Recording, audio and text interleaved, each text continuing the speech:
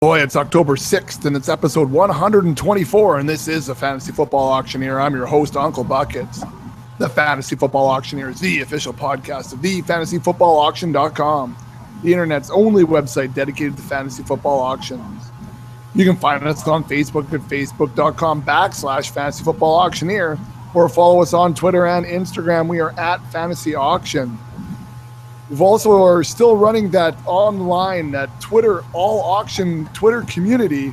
You can follow that group at FF Auction Advice and connect with auction players from all over the world.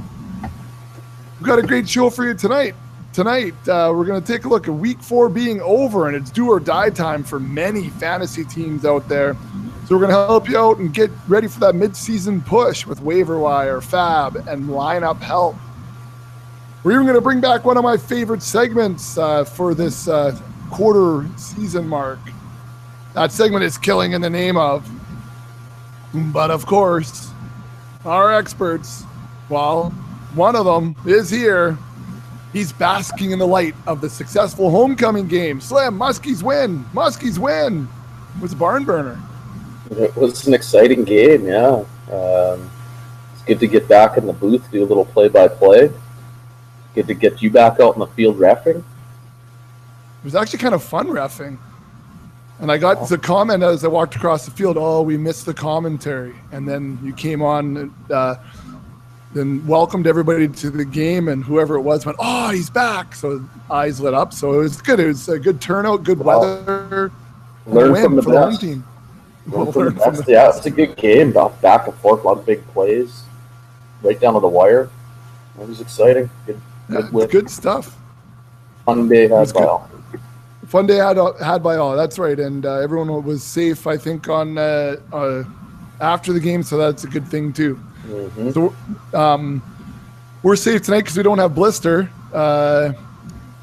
the single parenting / double hockey tonight. I think got the best of the big man. Yeah, I got the best of him. Set him back. So we're going to, when we get to this for the man later on, we're going to hold off. We'll just quickly recap, but we won't go through this week because I don't want to taint any of the standings. I wouldn't want them to blame something on me for taking for them.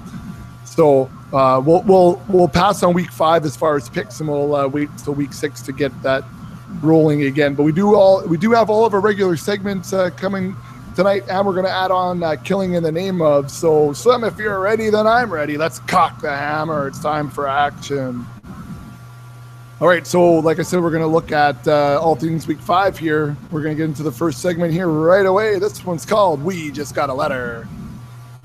So We Just Got a Letter is when we answer questions from our listeners, either from Twitter at Fantasy Auction, or if it's more than 140 characters, you can hit us up on email. It's footballauctioneer@gmail.com. You can also post your questions on the FF Auction Advice Twitter handle. First one here comes from at Hester1157 because 1156 was already taken. This question is not PPR. Who's the better pickup? Is it Zenner or Michael? Slim, what do you think? I think at this point it's Zach Zenner, only because he's got maybe a slightly clearer path to some playing time with the injuries to Drake Bell. We'll get into it a little bit later in the news, but Michael is going to get worked in a little bit more, but I feel like he's still got McFadden and definitely Joseph Randall there ahead of him. So it looks to be a little bit tougher for him to get in there.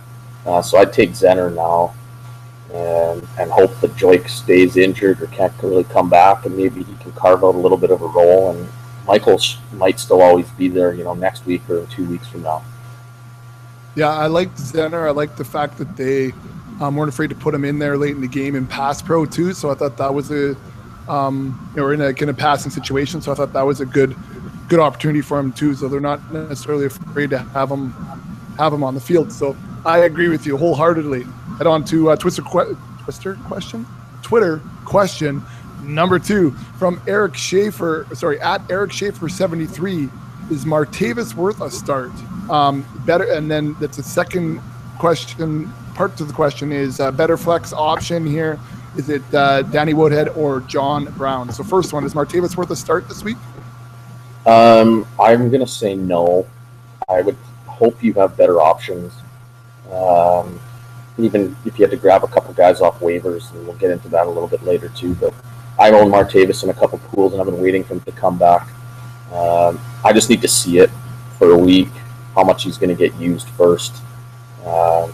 If Big Ben was under center, this would be a lot easier of a question. But with Mike Vick there, and we saw Antonio Brown struggle even with Vick. So it's no gimme to just throw Martavis into this offense right now and expect production. So you updated rankings here tonight, and you have Martavis as 45, so definitely a non-start. Yeah, for sure.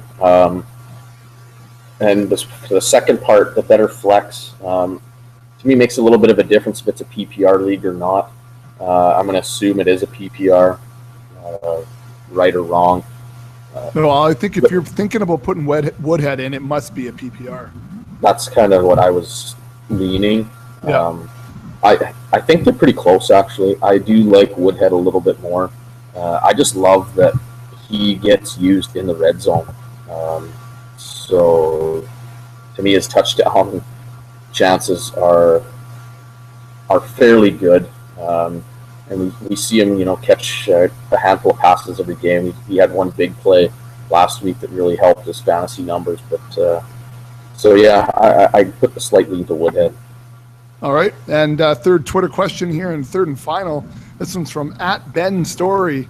His question is it okay to drop Jay Stu for Duke Johnson in a 12-team standard scoring? This is a tough question because, one, I have a hard time dropping a starting running back on a team, and right now that's what Jonathan Stewart is, even though he hasn't been really lighting it up. And that's not necessarily all his fault. The offense as a whole has just been pretty stagnant, we'll say. They don't score tons of points. There's not a lot of big plays. Cam Newton is more or less doing everything, and just enough for them to win a lot of times. But, I've liked Duke Johnson for a long time. We saw him get 10 targets this week, which I like. They're going to be down a lot if he can keep emerging himself as this passing down back, which I think he should. Obviously, he's got value. The thing is, he's still going to be behind Isaiah Crowell, who's still going to be the early down back by the looks of it. So do you take this starting running back or this kind of PPR back? It is a standard scoring league, so I'm assuming that's going to be non-PPR. Yeah. Or Duke Johnson then is devalued. So I think I would hang on to Jonathan Stewart or wait. Even there's got to be somebody else even on your roster that you could look to drop. Maybe you have a second tight end or, I don't know, a second defense, something like that you might want to look at. I do love Duke Johnson's upside and his big play potential, but in a non-PPR league, I think you want to stick with the guy who's getting the majority of the snaps for his offense.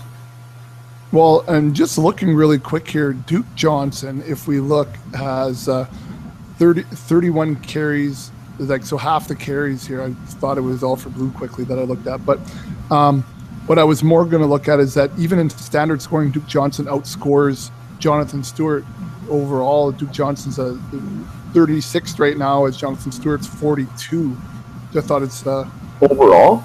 See, that's according to this, I'm doing just standard scoring. This is based off of fantasy data, which I know a lot of sites are pulling their. Well, I'm glad you said that because this question literally came in about 45 seconds before we came on the air, and I just typed it on the script as we started. And Duke's 36, Jonathan Stewart is 42. I would never have guessed that. And now that you said that, then I think, you know what? I would take Duke then.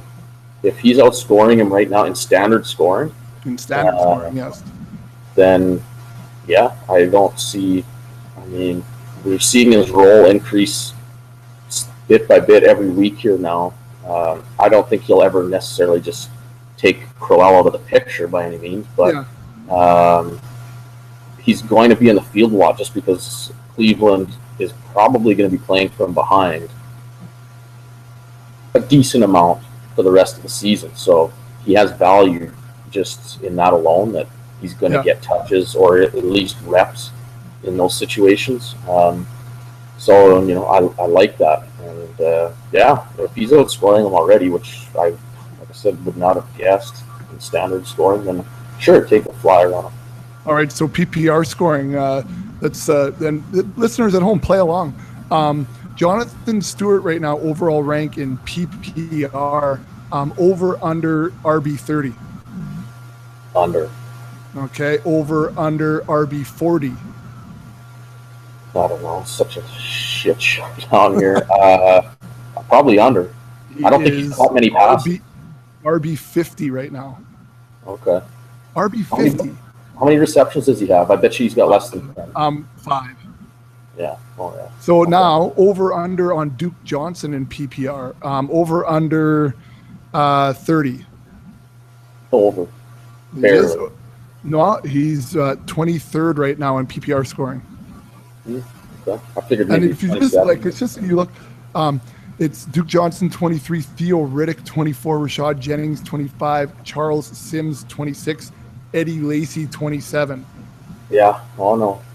We kind of talked about this last week. I feel like I remember just some of these names, and goes to show you, especially in PPR leagues, how there's zero need to just load up on running backs and early or for big amounts of money in your draft. Number one PPR back right now, Devontae Freeman. I feel great knowing now with all this. I remember listening throughout the summer. It was, I can't remember when it was, but John Paulson was on. It was probably his 4-4 podcast. Yeah. Actually, may have been a Rotoviz one, whatever. He threw out the idea and said, you get Levy and Bell, or you get Lacy or Charles. You get one of the top guys who you feel are going to be one or two. Yeah, I remember listening. It was on the 4-for-4 because it was that stat about the. Oh no, it wasn't. It was on Rotoviz. I think that they were just talking. I don't know if Paulson was on it, but I think they were talking about his stats. Yeah, it was comparing early. It was ADP, but early values for running backs versus wide receivers, and why you should take wide receivers. And it's showing, right? You know, the high valued receivers for the most part are more consistent than the high valued running backs, unless and you get Levy and Bell, who is the guy I targeted as I always had him as my number one PPR running back. We'll see how that goes, but and he was a value in a lot of drafts because I think people were a little bit freaked out by the suspension, but he's a guy I ended up with a lot of shares in because of that, and I think it's going to look good come the end of the season because I've spent high picks on guys like CJ Anderson. That's been terrible. So, yeah, I think this will play out quite nicely for the owners that followed something along those lines. To go back to that earlier, the flex question, Danny Woodhead right now is RB6 in PPR. I did know that because I own a ton of shares in fantasy. RB6. It's huge. Love him. Huge. That's huge. He was one of our guys to target late, right? Yeah, that's right. Get him cheap. You got your money back on that. Oh, yeah. No, that was a big move. Make that trade. All right. Well, that's the end of the Twitter questions. We had 3 of them come in last minute, so that's what we'll answer. Let's move into segment number 2, Slim. This one's the fantasy football news, buy or sell. So in the buy or sell, so we take a look at the latest fantasy football news headlines, and our experts, are Slim tonight, will let you know if he's buying or selling, the implications of that news headline. The first one here is that the Bills sign Dan Herron. So the Buffalo Bills hosted T-Rich and Boom Herron and several other running backs not listed to work out on Tuesday in light of Carlos Williams' recent concussion. So after the workouts, the Bills announced that they have signed Dan Herron. So Slim, buy or sell that Boom is a boom or bust play this week, but he definitely has RB2 upside, considering that Shady may not be playing. I'm going to sell. I think Carlos plays. I think he gets a fair amount of reps. I don't think Boom sees a ton of of work, just some spot duty and maybe passing situations and things like that. So I don't like him as an RB2, and I'm not too concerned at this moment about Carlos Williams not playing. All right. Headline number 2, the Raiders still trust Latavius Murray. So this is according to ESPN, with the game on the line in the fourth quarter at Chicago on Sunday. The Raiders had Latavius Murray sitting on the bench after gaining 139 yards in rushing. He sat on the sidelines when push came to shove late in the fourth, and Roy Halou, the third down back, got the majority of the snaps late in the game. Jack Del Rio says that he would characterize it as using members of his football team in a fashion that gives ourselves an opportunity to win. And then I threw up just a little bit in my mouth from that cliche line. Anyways, Slim, so here's the question: buy or sell? Fantasy football players should be worried about starting Latavius Murray in Week 5.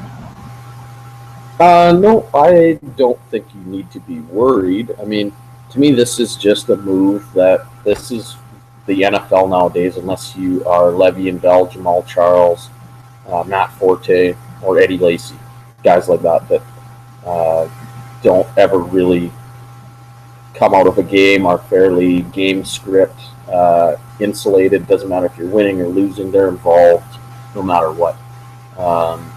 We saw it with Jeremy Hill a couple weeks ago. You put the ball on the ground, it doesn't matter what you've done previous to that, there's a good chance you're going to find some pine or lose some touches. And, you know, I'm a little bit surprised that Halou hasn't got more work throughout the season.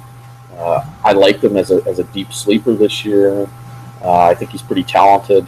He's got a pretty wide-ranging skill set. I think he's a good runner. He can catch passes. So, to me, he's a decent guy to have on your football team. But yeah, I just think, you know, it was a bad day for him. They rode the hand that was hot at the time. We see it quite a lot in the NFL. So I think Latavius should get plenty of opportunity to bounce back this week. And I have him as a very high-end RB2 this week, or even low-end RB1. So I'm not too worried about it. Well, he is RB7 in PPR right now. I mean, he has 68 carries for just under 300 yards already, and 16 targets in the passing game too. So, I mean, you can see where Halou isn't getting a whole lot of love in even the third down situations. With 16 targets is a fair amount of targets coming out of the backfield for a guy who is supposed to have a third down. In 4 games, on the roster. Yeah, not too shabby. I mean, catching 4 balls a game, that's pretty nice little. Helps to pad the stat line just a bit, eh? Yep, for sure. All right, so speaking of padding the stat lines, Arian Foster, he was back in Week 4, and he came out of Week 4 as considered as fine, so he didn't hurt himself anymore, so that's good. So he returned from the groin injury, and on the very first play, he caught a pass for 15 yards. So I'm sure that everybody that decided to not put him in or to put him in, there's mixed emotions after that very first offensive play. He did end the game. He only had 8 carries for 10 yards and 3 passes for 25 yards, but he seemed to come out healthy, which was good. I thought that was an interesting play. Like we always talk, or they always talk to Texans, that they're bringing him back and they're going to feed him the rock. They're going to make sure he's well rested so that he comes back 100%. And I mean, he had 13 touches, which isn't huge, especially for Arian Foster. Anyways, he came out fine. He wasn't injured, and they say he's going to be ready for the Thursday nighter against Indianapolis. So slim buy or sell that Foster is an RB1 this week, and he will be the rest of the season. I buy that. I have him as a mid-range RB1. I actually had him, I think, as by RB5 or something like that last week. I went on a limb a little bit. The touches don't worry me. They were getting their ass kicked really right out of the gate.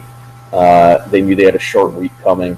I feel like, once they knew it was out of reach, they probably said, what's the point of us rolling him out here for another 30 plays and risking him getting, setting a setback or something like that when they're on a short week. I would have liked to have seen him rush for a little bit better, average, but obviously he was involved in the passing game. That's a good sign. But the Texans as a whole just looked pretty awful, especially for the first half. The first half when Mallett was in there. I think it's just good he was out there. He got some reps. Didn't get injured, and I think we know he puts up tons of points when he's out there. So buckle up and get ready for a solid 20-point average here as long as he stays healthy.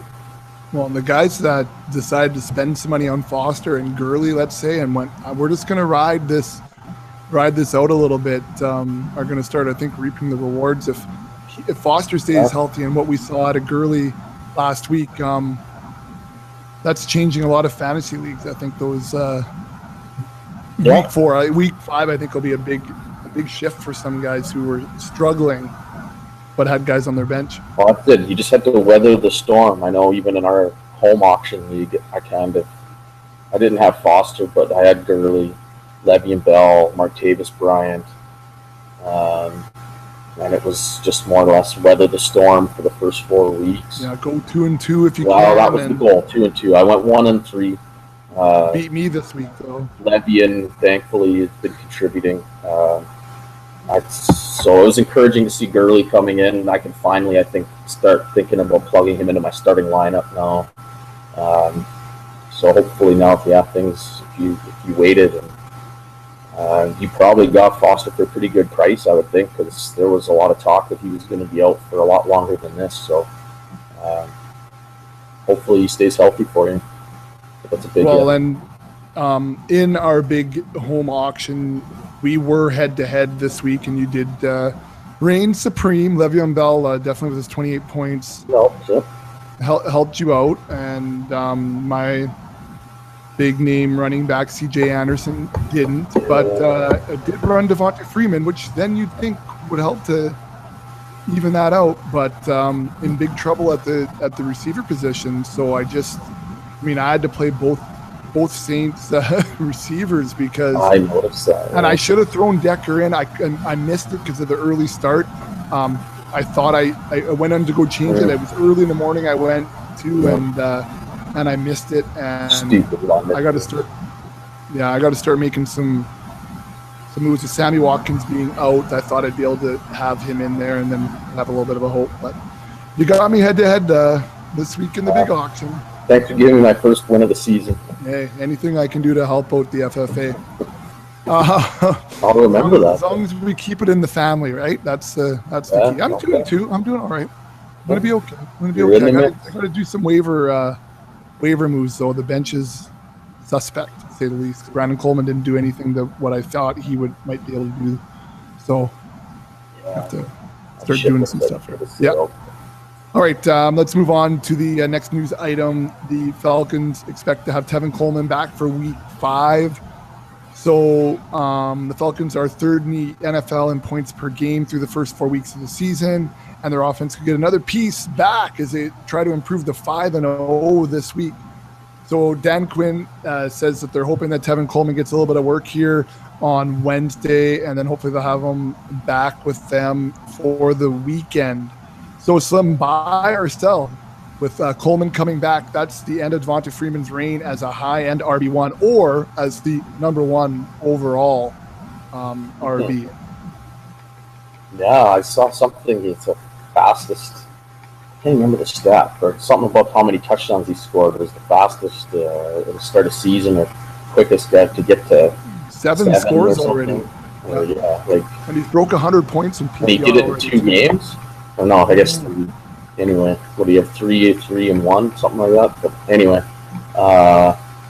back to the question. I will buy that this is the end if Tevin plays, but I will put an asterisk beside it because I'm not confident that he is going to play just yet, or at least get enough carries to supplant him this week. Obviously, when he comes back and is relatively fully healthy. They go back to some type of timeshare. I think Tevin Coleman was looking good before he got injured. Up until last week, Devontae Freeman, even though he's scoring all these touchdowns, his yards per carry average wasn't anything great. Well, Yeah, it was 4.7 and 4.9 in the last 2 games. I thought it was yards per attempt, just according to this game log I'm looking at right now. Week 4? What was Week 4, he was 4.9. He had 14 attempts for 68 yards and 3 scores. 5 receptions for 81 yards. 14 attempts for how many yards? For 68. I'd like to go back through that, though, and see, was there one big run, though, that I can't remember? Yeah, there could have been. I don't remember. I think saw something that he was averaging close to 3 yards per carry or something. Yeah. But anyway. Yeah. No, I know last week because I that was one of the games I watched a lot, actually, because I had Julio and DeAndre going head-to-head. I just wanted to watch those two. But, yeah, I know he had an awesome game this week as far as average and everything. He caught some nice passes, one really nice long one. But anyway, I think, yeah, they go back to a timeshare, and it's going to be a mess trying to predict again who is going to be the star in any given week. So enjoy this while you can. Yeah. Devontae Freeman owners, but I tried and I still couldn't beat. Or if you have trading, you might want to even try and sell really high. Yeah. Yeah, that's right. That's another point. He's had 70 touches in the last 3 weeks. Wow, I will say, being up, what the hell was the score? 57 to nothing at halftime last week didn't hurt his cause or whatever it was. It was definitely like close to 30. But, yeah, it's been ridiculous. Well, actually, it's been ridiculous. So, okay, let's move on to even more ridiculous, which was somebody that lots of guys spent a lot of money on. What's that? I wish Blister was here to talk to this one. So CJ Anderson and Ronnie Hillman are expected to split carries, according to Gary Kubiak. So, I mean, we saw it on the weekend. CJ Anderson and Ronnie Hillman divided the carries equally between the two of them. And we saw that, Ronnie Hillman just looked to see the holes better and carry the rock better. He just, every time the CJ had the ball, it just looked like he was getting smothered and had nowhere to go. So it looks like they're going to be moving forward with the two of them splitting carries. As Kubiak said, we'll keep going the way we're going. I see them both as starters, to be honest with you, he says. So, Slim, buy or sell. Let this be a lesson to never listen to the preseason hype about this coach always, which is what we heard, right? As Kubiak just is going to feed his RB1. And the second part of that buy or sell, Slim, is never draft a Denver RB to be your RB1. Just thinking of Monty Ball last year. Well, I guess I'll sell the first part. I don't necessarily. I believe me. I think a lot of this comes down to the Denver offensive line. They're just bad. If they were decent, I think Kubiak would love nothing more than to be able to feed his stud, whoever that is. I'm not going to say it's necessarily C.J. Anderson. I mean, I personally think, I thought this all last year, C.J. Anderson was the best running back they had in this team. I'm not going to go against that. I think he does a lot of things really well. I don't think Ronnie Hillman's bad, though, either. But I think that we haven't been able to see C.J. Anderson do much because of this offensive line. And even Ronnie Hillman last week, a big chunk of his production, total production, came on one play. Yeah. He took a 70-yard touchdown to the house. After that, he didn't do anything, really. So he's fighting the same crappy offensive line play that C.J. Anderson is. So, I mean, I guess the moral is we should have saw this coming. I mean, I talked about it with people about Virgil Green who thought, oh, yeah, you got to take Virgil Green. And I looked at that as that's a move they brought in at this blocking tight end because they realized their offensive line is garbage. Right. He's not there to catch passes. He's there to keep Peyton Manning from getting killed every week. So I kind of kicked myself because I realized the offensive line was bad, and yet I still made picks of taking C.J. Anderson fairly. You just thought he's going to get 20+ touches every game. I did think they're going to lots of touches. Right? Yep. Yeah. And I didn't think it would be this tough sledding for him. So I regret that. Now, I will say the one pool that I do have him, it's in the fishbowl. I picked at the end of the first round after the top 7 running backs had gone before him. And I will say I was damned if I do, damned if I don't, because I remember I came down to I take Des Bryant for C.J. Anderson. So I would have ended up with Des Bryant, which would have been just as bad. So yeah, just as bad, except for if he comes back week 7, then... Well, that's true. I guess if he does come back, by then probably I'd be so far behind that he wouldn't be able to get me into the playoffs. But yeah, especially in that league because it starts early. Yeah, it does. Anyway, I'm pretty much screwed in that one. So it is what it is. That's what it is. That's I'm ranked in the I think the top 65 of that league right now. Good for you. I'm doing okay awesome. Over there. I think Blister's just inside 100. If I look today after week 4, I think he's at like 95. I think I'm at 64 or something like that. I didn't see you on the... I don't know. It's up wild. My top picks, let's see. I took CJ in the first. Who did I take second? Demarius. But all right. But then I took Cooks fairly early. Those two kind of killed me, though. Thank God I ended up with Julian Edelman. He's helped a lot. But... yeah, my running backs are brutal in that one. But that's what happens when you go RB. Took the late round RB approach and hasn't come to fruition yet. So whatever. All right. Well, speaking of brutal running backs, Christine Michael now apparently will be part of the mix for the Cowboys heading into this week against the Patriots. So. According to DallasCowboys.com, with Lance Dunbar being out for the season after his knee injury on the weekend, now the attention will turn to Darren McFadden, Joseph Randle, and Christine Michael. Head coach Jason Garrett said that he expects all 3 to have roles this week when they face the Patriots. So he mentioned that they're going to constantly be evaluating things, and especially with Lance Dunbar being out, they're going to make him competitive, make the guys earn it. He says, we anticipate that Christine Michael will be a part of the mix this week along with Darren McFadden and Joseph Randle, and he'll see as the week goes on. So, Slim, buy or sell? Really, who cares about Christine Michael? It's Joseph Randle. He's going to be huge because he's going to get a lot of those targets that Dunbar had moving forward. I'm going to sell it because I think that I don't think you can just write off Michael. I will say this. I was surprised last week when Dallas had the ball. I think it was on like the 1 or the 2, and they didn't bring him in.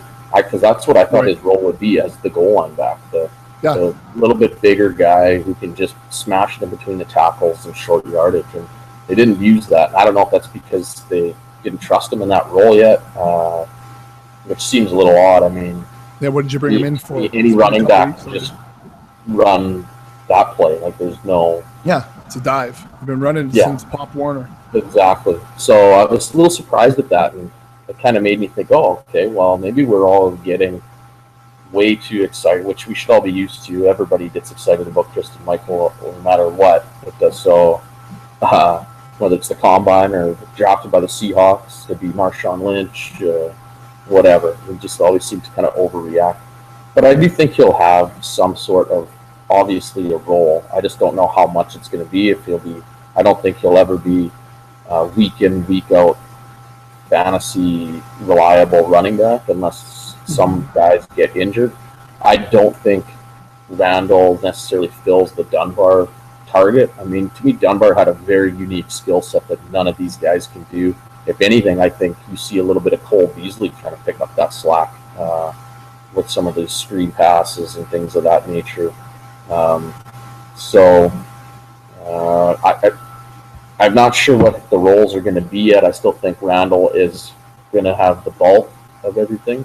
But, I mean, all it takes is one good game or one injury, and Michael can get in there. So I don't think you just throw him away, but You just kind of maybe keep an eye on him and get ready to pounce quickly if need be.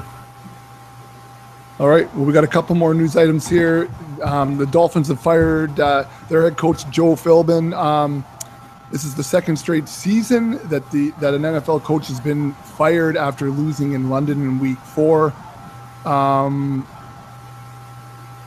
Things just weren't going well. Not only did they have a poor record so far this season, especially considering that Miami had those high expectations, but it was the way that the Dolphins had lost that cost him his job.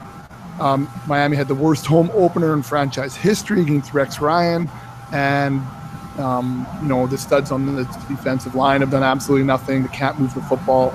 It's been poor, to say the least. So he's gone, and maybe he was a little bit too soft and a little bit loose, as some of the reports that I had heard. But moving forward here, Slim, buy or sell that this coaching change is really going to have zero impact on fantasy football. So of no interest to us. I'm going to buy it for this year, obviously. I just think I just have a hard time seeing him just turning it around right now. A guy that has zero coaching experience, no matter how much he's liked by the players. He was a tight end coach. Yeah, well, yeah, I talk about head coaching experience. If you haven't even been a coordinator, I don't know how you just jump into this role. We're seeing this in San Francisco even. The players can like you all you want, but it doesn't necessarily just mean you're going to have them. They're going to play lights out for you. So I can't see this just reviving everything going on there. To me, there's a whole lot of problems.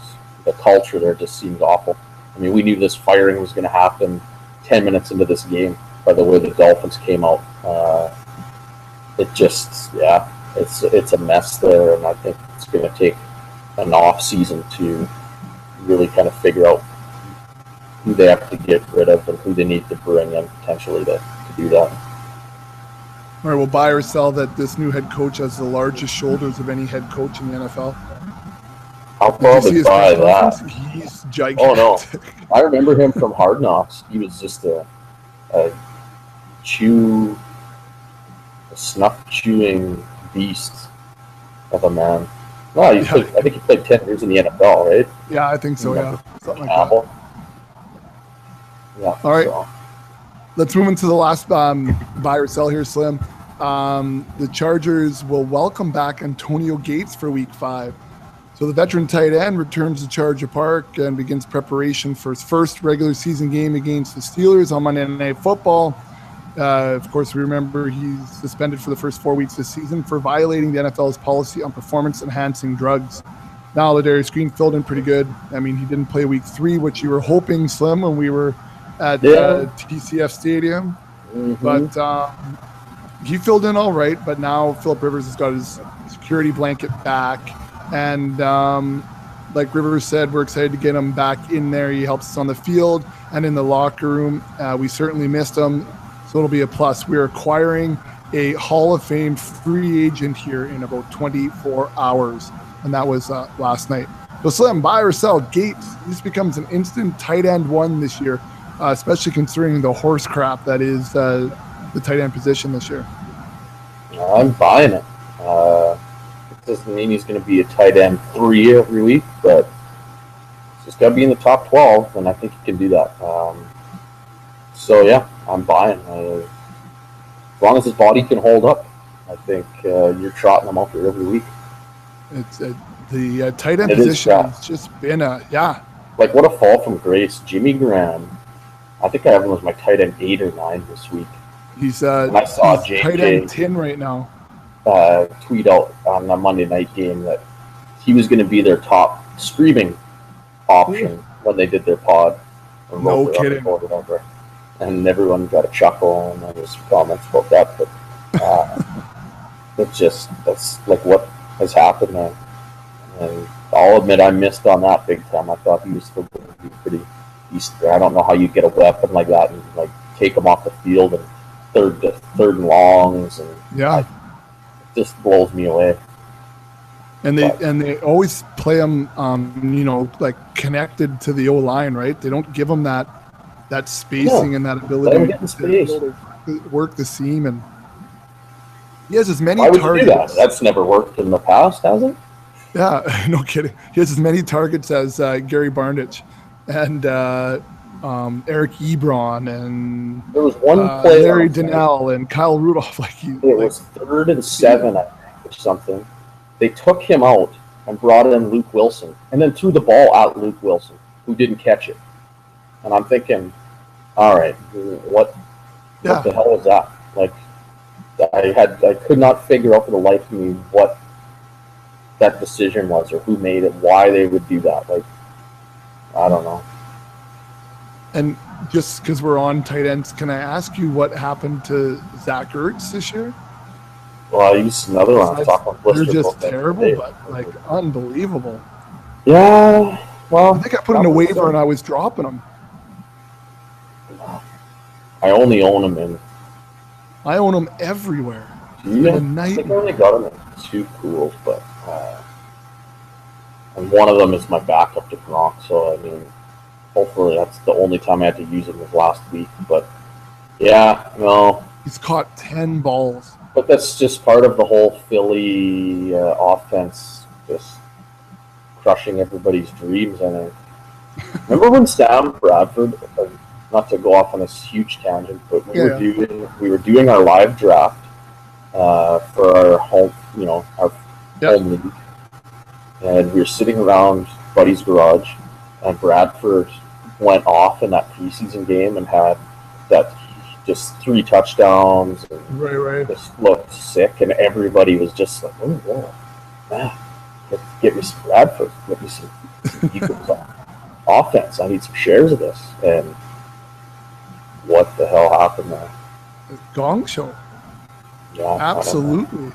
And then you flip it around, and we didn't give like Charles Clay the time of day really heading in because now he's in Buffalo, and I mean, we slept on Eifert, I guess, and that was okay. But I mean, we all knew that there was a good chance he was going to become a breakout, though. Eifert. Yeah. Opportunity, I guess. Yeah, well, no, that's what I mean. We kind of slept on him. We kind of knew that's where that he had a good ceiling. Yes. Right. Well, we always touted him as a value.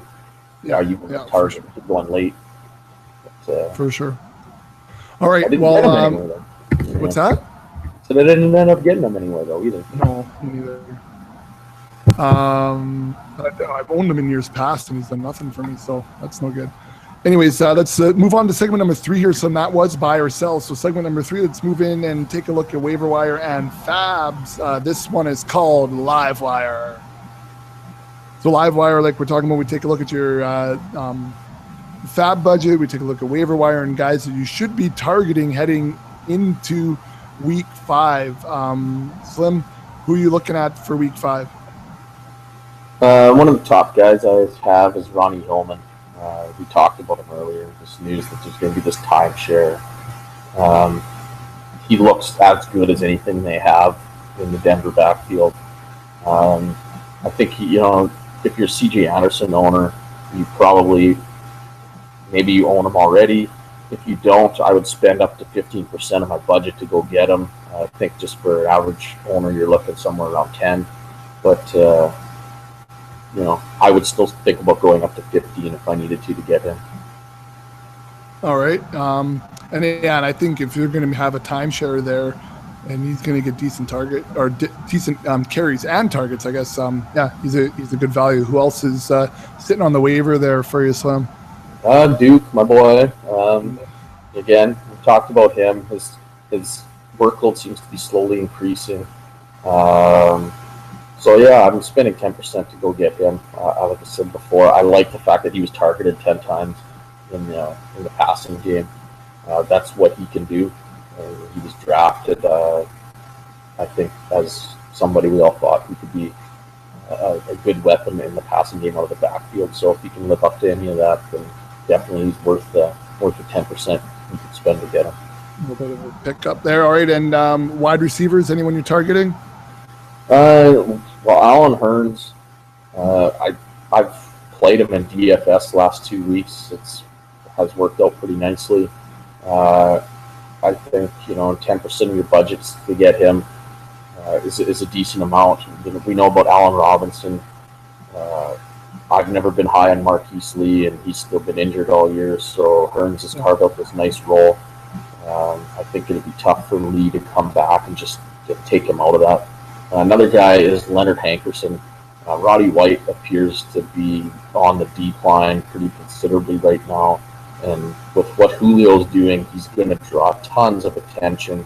And we've seen it, the last couple of weeks. Hankerson's becoming more and more involved. And last week he had a really nice game because Julio, was relatively shut down.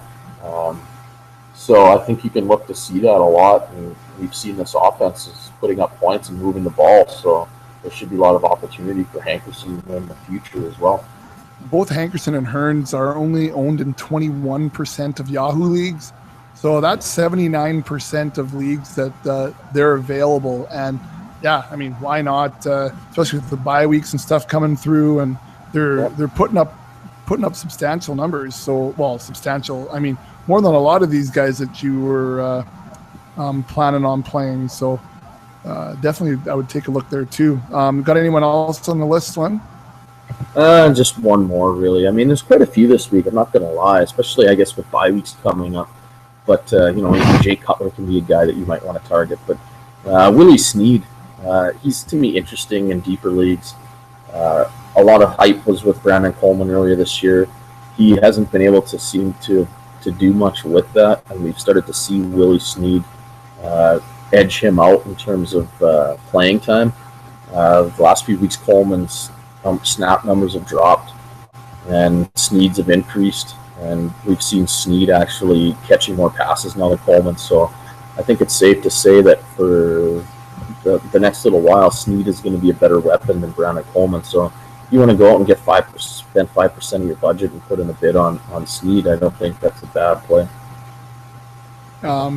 So just because you said that, I thought I'll call it up. He's receiving 42 snaps per game right now, so just about 50% of the snap production. And if I look at Coleman right now, let's just say that if I can. I want to say Coleman was only in on a third of the snaps this week.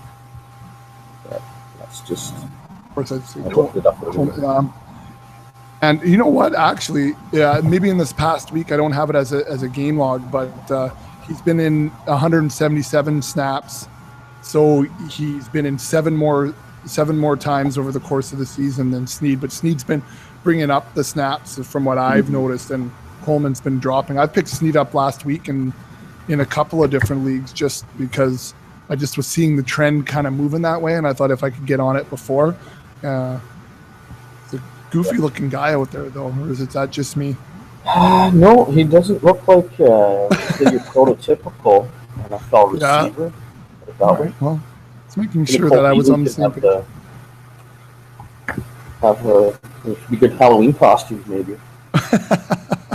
Do you think you could pull it off? I mean, maybe last year the Cole Beasley Halloween costume because there was more hair. Well, I'm the same size as him, so I think that's fine. Well, say that's not complimenting Cole Beasley, by the way. Well, I look at you on the camera. You're huge, laid back on the couch there. Well, I know. Well, the camera also adds, 20 pounds? So. Yes, obviously. I mean, I'm, yeah. All right, so that was Livewire. Slim rattled off 5 or 6 guys that you should be taking a look at. Right now, I mean, my big thing on the Livewire or on waiver wire is defense. I've been running the Carolina D everywhere almost. I think I have them in 4 or 5 different leagues, and now they're on the bye. Now they're bye. I have that problem in a couple leagues this week too. So I'm targeting a one defense. I think to help try to get me through this week, and then this is where you get so nervous. Is that because I don't want to drop Carolina because they've been too good on D, right? So normally you're going to drop them. So now I'm going to hold this defense because I'm not really streaming a defense, and so I'm holding a roster spot for my defense, which sucks, but you want to make sure that you still have a defense to play this week. So you want to bid, but you don't want to bid too much. nerve-wracking. Wednesday nights, nerve-wracking. Anyways, after curling, right? It's after the curling we head on up. We email or we tweet the _Zoobs, and then we get the notification, and everyone jumps to their phone. And, Did you get him? It's fun. I like it. Anyways, so that's the end of the live wire. How about we do this? How about we quickly run through This Is the Man, and then we'll go to Killing the Name of to wrap it up. Sure. Does that work for you? Okay. So let's just quickly go through This Is the Man. And I'm not even going to give it the big intro or anything, and I probably won't even find it to play the music, so that's fine. But let's just break down what happened in week 4, because it wasn't overly exciting because the guys weren't split on anything. And but we can take a look. Actually, you were fairly accurate across the board. I mean, I think if you break 50% on these tough picks, it's not too bad. So in week 4, the guys took a look at quarterbacks, and it was Derek Carr versus Ryan Tannehill. This was a barn burner, less than half a point, but both guys took Derek Carr over Tannehill, and they were victorious. At the running back position, it was Isaiah Crowell versus Dougie Martin, and Doug Martin was sensational. Yeah, over 25 points in PPR. So both of you took Crowell, which I think is probably the right pick, anyways. But the muscle hamster, he got a lot of touches, and would you say explosive? Does that count? No, I wouldn't say explosive. I'm trying to think of a better word, but I couldn't. So okay, I don't know what to say. We'll just leave it with dead air. All right. The second running back matchup was Todd Gurley versus Bilal Powell. Powell did nothing, because Ivory went nuts. So, and Todd Gurley, I mean, he already looked like he's the guy who we thought he was going to be, right? In his first, let's say, he had some real nice role, right? runs in that game. He's the tough defense. Like, Arizona's no slouch, and he had a couple showed speed. I loved the plays where he just didn't run out of bounds. Late in the game, he just stayed in, dipped the shoulder, burned the clock, kept it running, made Arizona take timeouts. Like, just smart. And I mean, we all heard the commentators, but that one down the sideline at the end of the game where he just slows up and waits for it, and he knows not to go out of bounds. And that's what they were saying, is that in the college game, they stop the clock anyways there, so who cares? But already knowing the situation and understanding how to best help your team, I think that's pretty cool to see out of a rookie, really. It's the second game, but his first, where he's getting a bunch of carries and really into it. So. Yeah, where he got the lead dog type work. So, and a chance, they were winning a lot of that game too, so a chance to, control the clock and hang onto the ball and pick up first downs and things like that. He did a good job. So both of you took Powell, and obviously we're not correct on that one. So we're going to move on to the wide receiver position. We looked at Ty Montgomery versus Ted Ginn Jr. Both of you took Teddy Ginn, and you were both right. He had a good game at 15.8, and I played him in DFS too. He was a nice little cheap play, and when he's scoring like that too, it makes a. I chickened out. I had him in all my lineups, and then I pulled the pin. When I put him in last minute, I had hesitated before, and I'm like, no, I'm going back. I made the change Sunday morning. So both of you took Ted Ginn, and you're both correct. And then at the second wide receiver, it was Cole Beasley versus Marquez Colston, and you both took Beasley, and he had a nice game at over 12 points, so he's scoring points there. At the tight end position, you both took Eric Ebron, who unfortunately got dinged up and didn't produce the way we'd hoped. But Colby Fleener with a 23 smash against the Jags. Grandpa Hasselbeck in there throwing him the rock. Yeah, that's right, eh?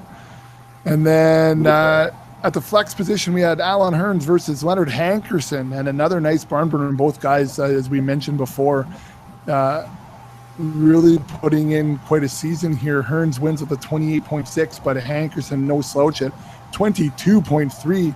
And then at the DST, both of you took the Atlanta Falcons, and we know what happened there. So the Falcons scored 21 points to the Redskins 6 points. So the running total in week 4, both of you, because you didn't split on anything, both of you got 5 points, and it keeps a 5-point gap for you, Slim, 18 to 12 over. Don't 6 points, sorry. 9, sorry, 6-point gap. Slim's at 18 overall, and Blister at 12. So we don't have anything going forward for week 5 because Blister's not here, and I don't want to cheat him or whatever, or cheat Slim because I picked better than Blister or whatever the case may be. So we don't want to do any of that. So we'll just leave it and carry it on week 6, because we know that not only is there pride on the line, but there is 24 suds waiting for someone at the end of the season. So we'll leave her alone, and we'll move into our last and a segment we used some last year and we haven't hit on yet this year. This one is when we rant a little bit about what we've seen so far in fantasy football. This one is called Killing in the Name of. So killing in the name of, like I said, is when we take a look at something that we're killing in the name of fantasy football. Slim, do you have something that you're killing in the name of fantasy football? Well, not so much fantasy. I mean, we could just go, I guess. Yeah. One thing that jumped out to me, and this wasn't in fantasy, but this weekend, was how bad offensive lines in the NFL look. Like, I'm trying to think this, like, I know, watched a bit of the Niners game, obviously, as a Niners fan. Horrendous. That Monday night game was 2 of the worst offensive lines in the NFL going head-to-head by the looks of it. It just felt like there was a common theme in a lot of games. You heard the announcers talking about how bad the offensive line is for this team. And I don't understand what's going on. Like, is it where that pro teams are missing on the top-end talent? Like, I think of a few guys, Jacksonville, Kansas City, St. Louis, the last few years have spent high picks on tackles that may or may not pan out. They haven't maybe so far. Philly's offensive line comes to mind too right now. Like, how is this happening? Like, college games, we still see these great running performances. They pass, they run a lot of schools still run these pro style offenses where there's lots of passing and things. How are these kids coming out so ill prepared to play at the NFL level? I don't understand where this transition is failing. Is defensive lineman that much better? I don't think so. No, I don't think so. I just can't figure this out. And the Colts, what the hell have they ever done to address their offense? Like, they didn't have Andrew Luck there. I don't think the head coach and the GM would probably been fired last year. So I just I don't know. It just blows my mind, like, how these teams are building better offensive lines, how they're not equating success in the NFL to like offensive line play. You look at some of the worst teams in the NFL right now, record-wise, they would have some of the worst offensive line, for sure. So, for sure. And that affects your fantasy game because these guys that you're expecting to go off as running backs just aren't. They don't. You're right. We see it in Denver right now. We're seeing it in Philly. We saw it last night with Detroit. Like, did they run the ball at all? No. Yeah. We're seeing it even in San Francisco with Hyde. He had one good game, game 1, first week, and he struggled since then. He was the second coming after that. Right, that's right. The spin move, right? You could have sold him for whatever you wanted to, but I mean, it does. It kills the running game. And hey, look at the running back stats. Why is Danny Woodhead the 6th ranked running back in PPR leagues? Is it because he's a better actual running back between the tackles, or is it because they say, oh, guess what? We're not having success running the ball. Let's just pass it to him. I don't know. Right. Well, and for me, I guess there's 2 things. I mean, and we talk about it, and it's everybody's rant is the Philly offense in general.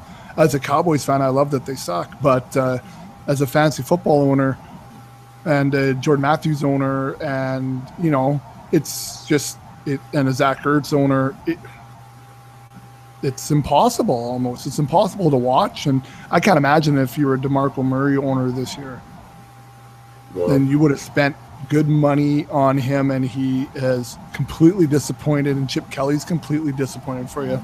But I mean, I think that's a pretty common theme. And I'm going to rant though. I'm killing in the name of fantasy football. I'm killing kickers in the name of fantasy football.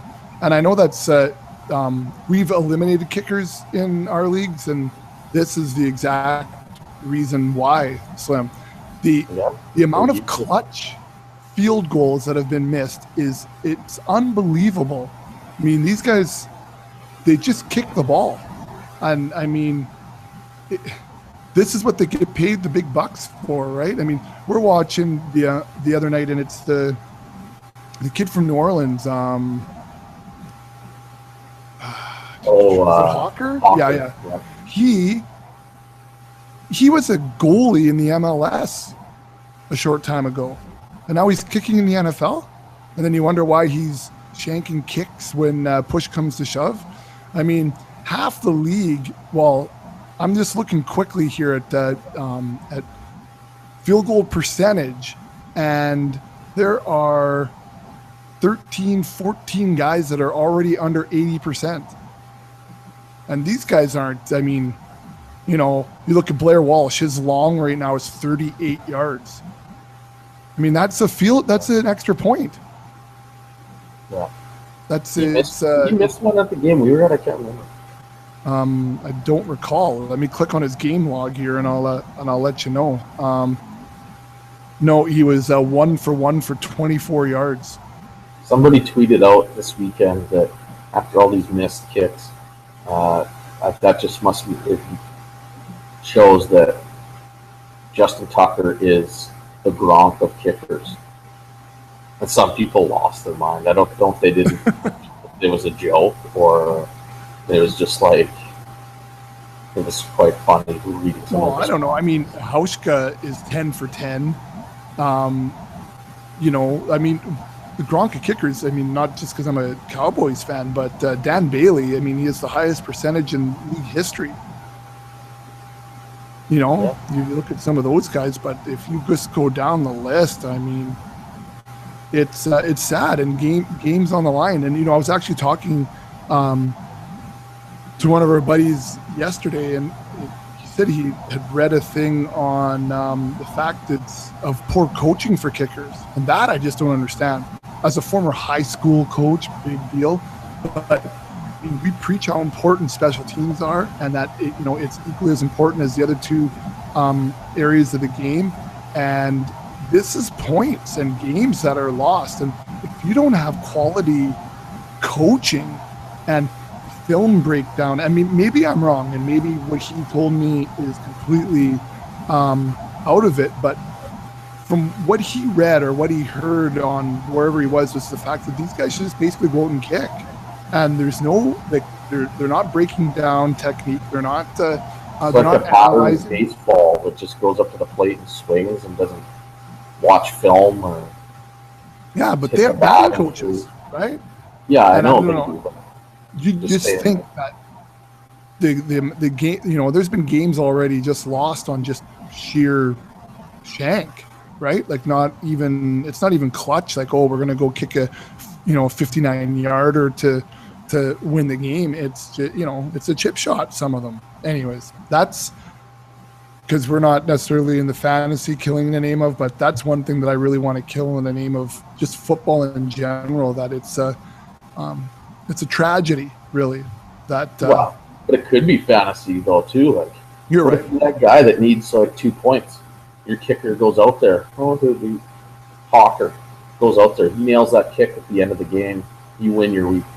Yeah, for sure. Chip shot for an NFL kicker, chip shot, like what, 35, 40 yards? It should be. Yeah, it was an extra point. I thought it was a gimme. And absolutely, he makes that, you win. Then he misses it, and now you don't. So it could be fantasy. It could be fantasy, I guess. Yes, you're 100% right. I actually want to look up the stat now on Hawker because I'm sure they said he played in the MLS. He was a goalie, and then he went back to school or something. Thought they said that. I went crazy. But maybe it wasn't him. Maybe it was somebody else. But I'm just looking on his Wikipedia page here quick, but there's nothing. I'm going to edit it right now and just say that he was, so that they say that stat. There you go. You know what I mean? Well, according to his Wikipedia page. Yep, put it on there. Yeah, no, I don't see it. Anyways, all right. So that's something I wanted to kill in the name of fantasy football, and just mentioning those Eagles, which I'm sure everybody's upset with too, including Eagles fans. I can't imagine being an Eagles fan right now. You have all the hype, right? You're going to win the Super Bowl. Chip Kelly, I get a kick out of him on the sideline. Like, he just looks like an arrogant piece of shit out there. Like, it doesn't matter how bad they play. He just looks like shit's just going awesome for them. Like, and it's his team, JC, right? Like, he made all the trades. He made all the moves. He drafted all the guys he wanted. This is his team. It's abysmal. Oh, yeah, no, yeah. He's got the boys he wants there, man. Yeah. But at least he's a talent evaluator then. Yeah. I guess to their benefit, that division is so terrible that they could very easily come out on top. You watch the Giants will end up sneaking into the final. So, whatever. All right. Well, that is the week 5 in the books, episode 124 already, Slim. We missed Blister tonight, so we didn't do Killing in the Name of, but we did lots to get you ready for week 5. Again, if you have if you have lineup questions coming into the weekend, don't be afraid to get a hold of us at Fantasy Auction. And we'll do our best to give you some feedback on what our thoughts are for lineups. If you like what we're doing here, don't be afraid to head over to iTunes and give us a rating and subscribe so that this is always ending up right on your phone exactly when you need it. You don't have to go hunting for it. And don't forget, you can go to our website. We have rankings we update every week too. So if you liked what we did heading into the regular season when you're drafting your team, don't be afraid to use us week by week too. We have updated rankings each and every week. And finally, if you're playing DFS and you're looking to do especially some head-to-heads where you can get your little 50-50 money back and start to create a little bit of a bankroll, head on over to Win Today Fantasy Sports. Is that what they changed their name to? Go to our website and you can under our podcast there'll be a link to our promo code. So if you head on over to their site and use promo code auction, you can get a 50% match 100% match on your, I'm really blowing this commercial here, but you can get a 100% match of up to $50. So you put in $50, they put $50 right in, and you can play it all in that week if you wanted to. It's not a trickle in. And if you want to know the truth about these amazing bonuses at FanDuel and DraftKings, then just read it. I've got the stats right there of the trickle in at 4% on both of those sites. So if you're playing DFS and you're looking for a different site to play on where it's low key and the big whales aren't out there, click on no insider trading. No insider trading. That's right. That would have been another thing to kill in the name of fantasy football. Wish I would have had a little bit more data on that. Actually, my mom texted me this afternoon and said, "That doesn't affect you guys, does it?" Like, my mom, she's 70, whatever. I'm pulling my mom out of she was paying attention. She was paying attention. So that's to do with fantasy football. Maybe that's something to do with Shane's podcast. Ooh.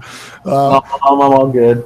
Yeah, that's what I said. It has something to do with FanDuel, she says. It's okay, Mom. Anyways, that's the end of episode 124. Slim, I won't see you tomorrow, but I will on Thursday. I'm back in the office, baby. Sweet. Gong show. And for the rest of you, I'll see you when it's springtime in the Rockies.